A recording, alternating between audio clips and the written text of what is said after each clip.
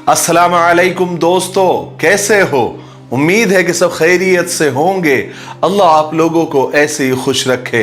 सरकार दो आलम सल्लल्लाहु अलैहि वसल्लम की पूरी जिंदगी पर बनने वाली वीडियो सीरीज जिसका नाम मोहम्मद सबके लिए है सल्लल्लाहु अलैहि वसल्लम, आज उसका 52वां हिस्सा यानी पार्ट 52 है। थोड़ा हम रिकैप कर लेते हैं कि हमने 51वें हिस्से में क्या सुना। हमने 51वें हिस्से में सुना कि बदर की शिकस्त के बाद सबसे ज्यादा यहूदी जल और भुन रहे थे, वो भी मक्का वालों की तरह ही हुजूर पाक सल्लल्लाहु अलैहि वसल्लम और सहाबा को परेशान करने में लगे हुए थे। फिर आप सल्लल्लाहु अलैहि वसल्लम ने यहूदियों के एक कबीले बनु कैनुका की बस्ती का घेराव किया और वो यहूदी बिना लड़े ही घबरा गए और हार मान ली। आप सल्लल्लाहु अलैहि वसल्लम ने उन्हें शहर बदर कर दिया, वो लोग खैबर शिफ्ट हो गए। फिर हमारी बात चल रही थी कि बदर के कैदियों में हुजूर पाक सल्लल्लाहु अलैहि वसल्लम के दामाद अबुल आस यानी हजरत ज़ैनब रज़ी अल्लाह तआला अन्हा के शौहर भी बदर में कैद होकर आए थे, यानी कैदी बनकर आए थे। चलिए आगे सुनते हैं। जब रसूल पाक सल्लल्लाहु अलैहि वसल्लम हिजरत फरमाकर मदीना तशरीफ ले आए तो हजरत ज़ैनब रज़ी अल्लाह तआला अन्हा जो आप सल्लल्लाहु अलैहि वसल्लम की बेटी थी, वो मक्का में ही अपने शौहर के पास रह गई। जब कुरैश जंग बदर के लिए चले तो उनके साथ अबुल आस भी मुसलमानों से लड़ने के लिए आए। जंग में मुशरिकों को अल्लाह तबारक व तआला ने शिकस्त दी, बहुत सारे मुसलमानों के हाथों गिरफ्तार हो गए, उनमें अबुल आस भी थे। और जैसे दूसरे कैदियों के साथ अबुल आस को भी गिरफ्तार करके मदीना लाया गया और यहां सहाबा में ये मशवरा करके तय हुआ कि तमाम कैदियों को कत्ल करने के बजाय उन्हें फिदिया यानी जान की कीमत लेकर उन्हें छोड़ दिया जाए। 1000 से 4000 दिरहम या दिनार फिदिये की कीमत रखी गई। मक्का वालों ने अपने कैदियों को फिदिया देकर उन्हें छुड़ा लिया। हुजूर पाक सल्लल्लाहु अलैहि वसल्लम की बेटी साहबजादी हजरत ज़ैनब रज़ी अल्लाह तआला अन्हा अपने शौहर अबुल आस का फिदिया भेजा। फिदिये में उन्होंने हजरत खदीजा रज़ी अल्लाह तआला अन्हा का एक हार भेजा। आप सल्लल्लाहु अलैहि वसल्लम के सामने पेश हुआ कि आपकी बेटी ने अपने शौहर को छुड़ाने के लिए ये फिदिये में ये हार भेजा है। आप सल्लल्लाहु अलैहि वसल्लम ने जब उस हार को देखा तो आपकी सबसे चहीती बीवी और सारी उम्मत की मां हजरत खदीजा रज़ी अल्लाह तआला अन्हा की याद आ गई। आप सल्लल्लाहु अलैहि वसल्लम के आंखों में आंसू आ गए। आप पर इस बात का बहुत ज्यादा असर था, इसलिए आप सल्लल्लाहु अलैहि वसल्लम ने सहाबा से फरमाया कि अगर तुम्हारी राय हो तो मैं ज़ैनब के कैदी को छोड़ दूं और उसका ये हार भी उन्हें वापस कर दूं। इस पर सारे सहाबा ने बड़ी खुशी के साथ इरशाद फरमाया कि जरूर या रसूल अल्लाह सल्लल्लाहु अलैहि वसल्लम।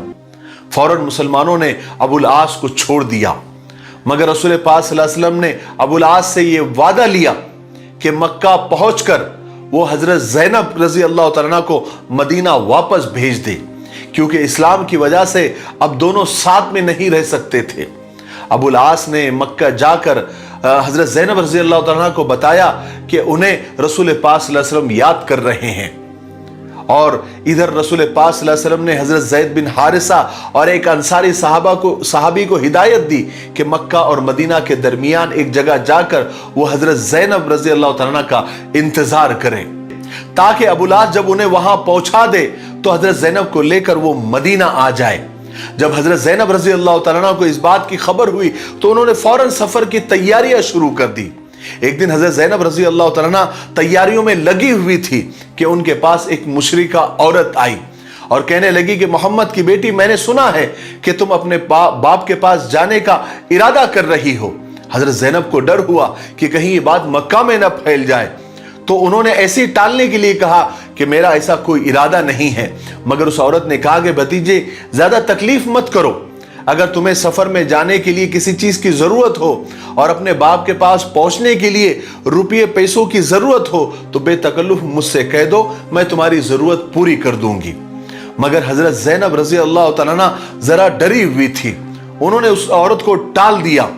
अबुल आस खुद जाने के बजाय उन्होंने अपने भाई कनाना से कहा कि हजरत ज़ैनब को लेकर वो जाएं और जाकर मदीना पहुंचा दें।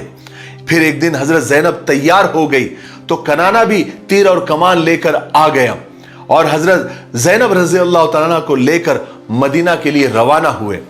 कुरैश को जब यह मालूम हुआ कि रसूल पाक सल्लल्लाहु अलैहि वसल्लम की साहबजादी मदीना जा रही है तो वो ऐसे आसानी से कैसे जाने दे सकते थे। वो तो ऐसे मौकों की तलाश में रहते थे। उन्होंने सोचा कि हजरत ज़ैनब को रोक लिया जाए ताकि इसकी वजह से रसूल पाक सल्लल्लाहु अलैहि वसल्लम को ज्यादा से ज्यादा तकलीफ पहुंचे। ये सोचते ही कुरैश के बहुत सारे आदमी हजरत ज़ैनब रज़ी अल्लाह तआला का रास्ता रोकने के लिए निकल पड़े। अभी हजरत ज़ैनब रज़ी अल्लाह तआला ज़ी तुआ तक ही पहुंची थी कि पीछे से कुरैश ने जाकर उन्हें पकड़ लिया और उनका रास्ता रोक दिया। सबसे पहले इनमें से एक आदमी हिबार बिन अस्वद आगे बढ़ा। उसने अपना नेजा दिखाकर हजरत ज़ैनब रज़ी अल्लाह तआला को डराया। हजरत ज़ैनब रज़ी अल्लाह तआला ऊंट के औदज पर बैठी हुई थी। जैसे हिबार ने उन्हें नेजा दिखाकर डराया, फौरन कनाना ने अपना तीर कमान निकाल लिया और उसका रुख कुरैश की तरफ करके कहा कि खुदा की कसम, मेरे सामने अगर कोई आएगा तो ये तीर उसके आसपास हो जाएगा। उसी वक्त अबू सुफियान आगे आए और उन्होंने कनाना से कहा कि भाई जरा अपना तीर अपने पास ही रखो ताकि मैं कुछ बात कर सकूं। कनाना ने फौरन अपना तीर कमान नीचे कर लिया और अबू सुफियान से पूछा कि कहो क्या कहना चाहते हो। अबू सुफियान ने उनसे कहा कि जो कुछ तुमने अभी किया और जो कर रहे हो, तुम इस औरत को मक्का के सरदारों के मर्जी के बगैर खुल्लम खुल्ला लेकर निकल आए। हालांकि तुम्हें मालूम होना चाहिए कि मोहम्मद की वजह से यानी इनके बाप की वजह से हम पर कितनी बड़ी बड़ी मुसीबतें और तबाहियां आई है, और तुम ऐसे आदमी की बेटी को हमारे सामने खुल्लम खुल्ला लेकर जा रहे हो। लोग क्या सोचेंगे, हमारी तो रुसवाई हो जाएगी। वैसे खुदा की कसम, हम नहीं चाहते कि इसको इसके बाप से जुदा करे और यहां पर इसे रोक कर रखे। ना हमें इसकी जरूरत है, बल्कि हम तो सिर्फ इतना चाहते हैं कि इस वक्त तुम इन्हें मक्का वापस लेकर चलो। और जब लोग इस बात को भूल जाए और समझने लगे कि हम सरदारों ने इसे वापस लेकर आए हैं, तब तुम किसी दिन चुपके से लेकर इसे निकल जाना और इसे उसके बाप के पास पहुंचा देना। कनाना की भी बात समझ में आ गई। वो हजरत ज़ैनब को लेकर मक्का वापस आ गए।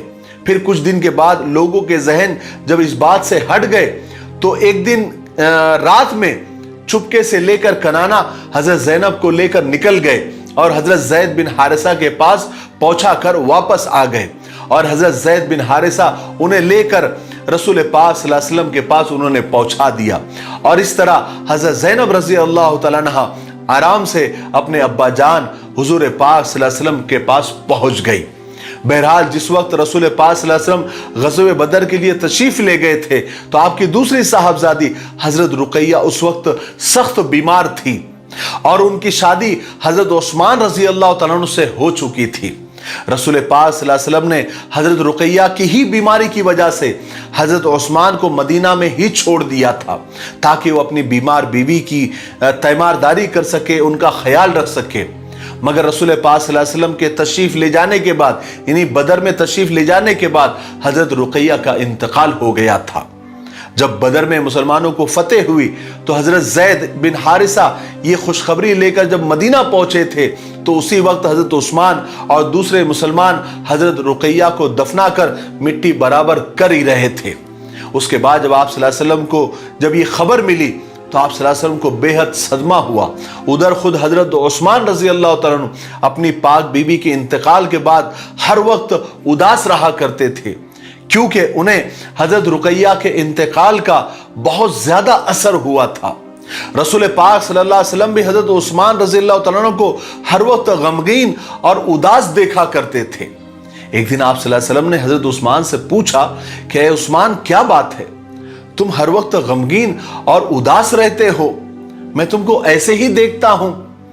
तो हजरत उस्मान रज़ी अल्लाह तआला ने जवाब दिया कि या रसूल अल्लाह, क्या इतना बड़ा गम اور اتنے بڑے غموں کا پہاڑ کسی پر ٹوٹا ہوگا جو مجھ پر پڑا ہے، مجھ پر ٹوٹا ہے؟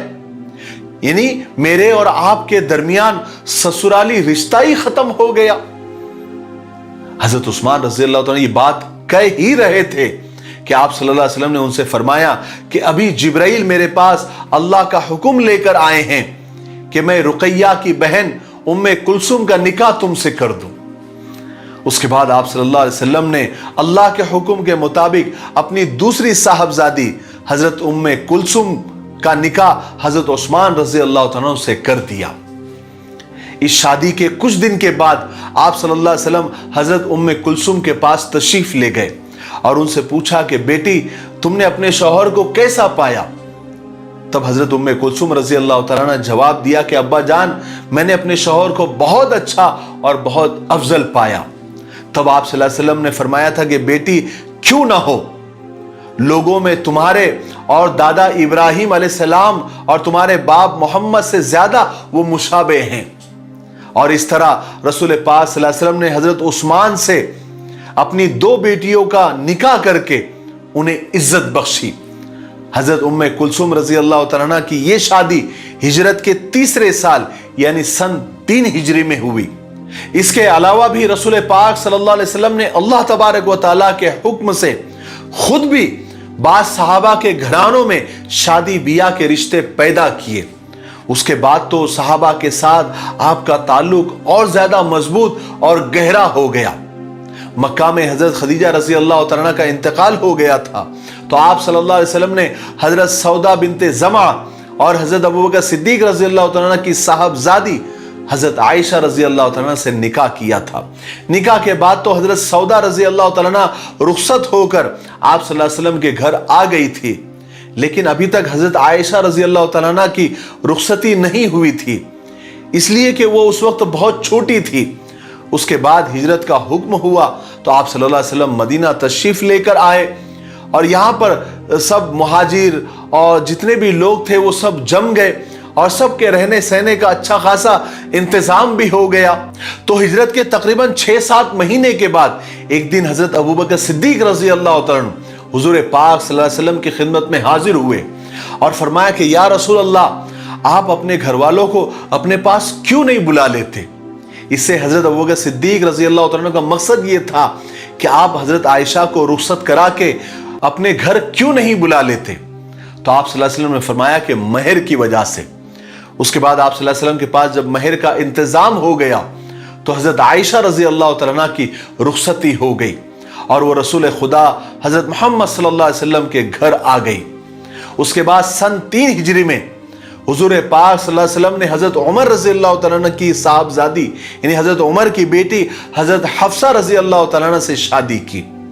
حضرت حفصہ کی پہلی شادی حضرت خنیس بن حذافہ سے ہوئی تھی۔ حضرت خنیس جنگ بدر میں رسول پاک صلی اللہ علیہ وسلم کے ساتھ شریک ہوئے تھے اور وہیں پر شہید ہو گئے تھے، اور اس طرح اما جان حضرت حفصہ رضی اللہ تعالیٰ بیوہ ہو گئی تھی۔ جب وہ عدت سے فارغ ہوئی تو حضرت عمر رضی اللہ تعالیٰ نے حضرت عثمان سے ان کی شادی کرانی چاہی، مگر اور جب حضرت عثمان سے اس بات کا اس پیغام کا تذکرہ کیا تو انہوں نے انکار کر دیا۔ تو حضرت عمر کو اس بات کا بہت گہرا صدمہ ہوا۔ ایک دن حضرت عمر رضی اللہ تعالیٰ نے اس بات کا تذکرہ حضور کے سامنے کیا کہ میں اپنی بیٹی حفصہ کا نکاح عثمان سے کرنا چاہتا ہوں، لیکن انہوں نے انکار کر دیا۔ اس پر آپ صلی اللہ علیہ وسلم نے فرمایا کہ عثمان کو تمہاری بیٹی سے اچھی بیوی مل گئی ہے اور تمہاری بیٹی کو عثمان سے اچھا شوہر مل گیا ہے۔